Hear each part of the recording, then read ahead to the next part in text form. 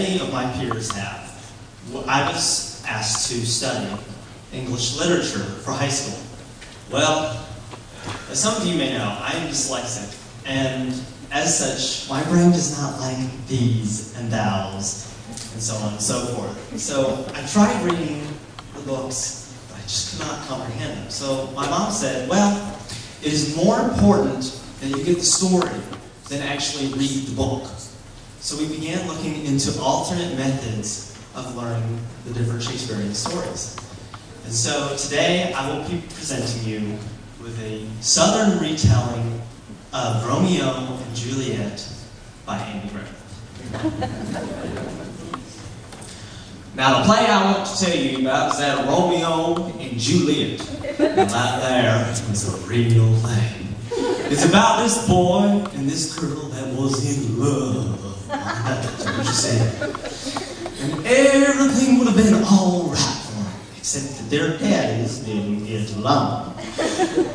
So, the play opens with Juliet's daddy holding this big fancy dress ball, and he had the whole town come over, but he didn't invite none of Romeo's people to come.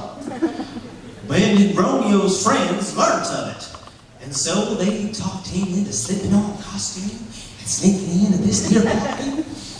And so he was a spunky kind of boy, so he done it. He did, friends.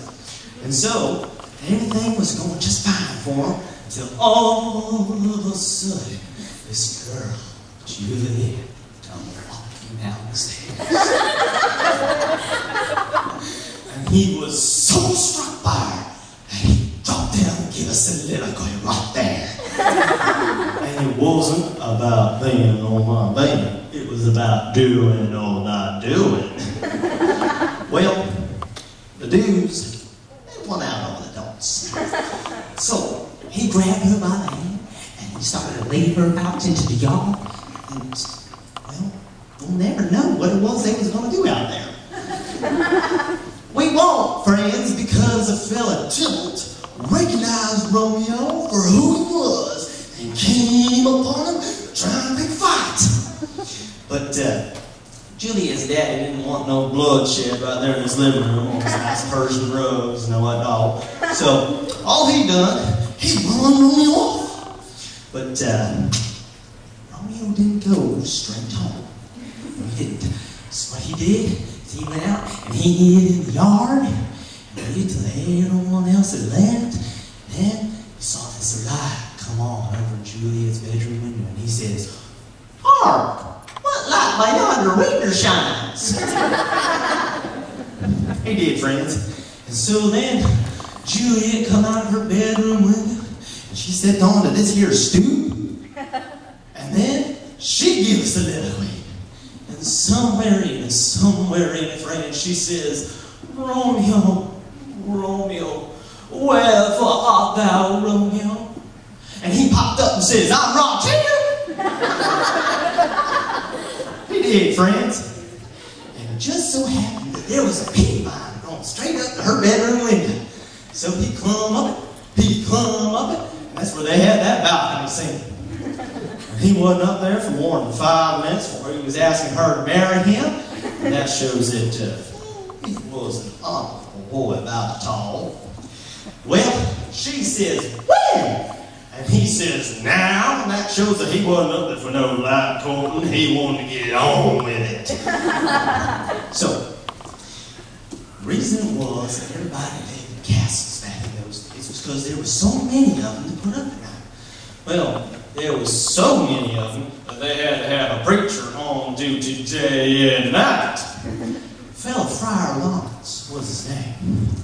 So they went downstairs, told him what it was they was wanting to do, and he thought, well, that's all right. So he married them right then and there.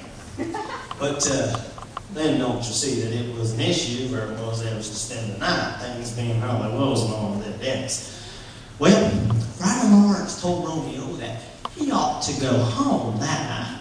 Well, Romeo didn't take to it too hard. He didn't, but eventually he did. He got talked into it. He went home, and he figured he ought to lay low for a while till things cooled off. Well, while he was gone, friends, Juliet's mama took a great notion that she ought to get married, and then she was in the mind. She didn't want two husbands because she figured Romeo would be enough to take care of by himself. So she went to Friar Hearts and asked what it was that she ought to do.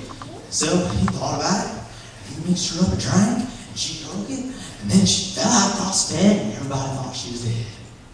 So they had this big, pretty funeral, and put her in this big family tomb. But before the Friar Hearts could get word of Romeo that she wasn't really dead, some of them mean boys in that there town told him that she was dead. So then he figured the life didn't hold nothing for him, and he went and he got a candlelight drink.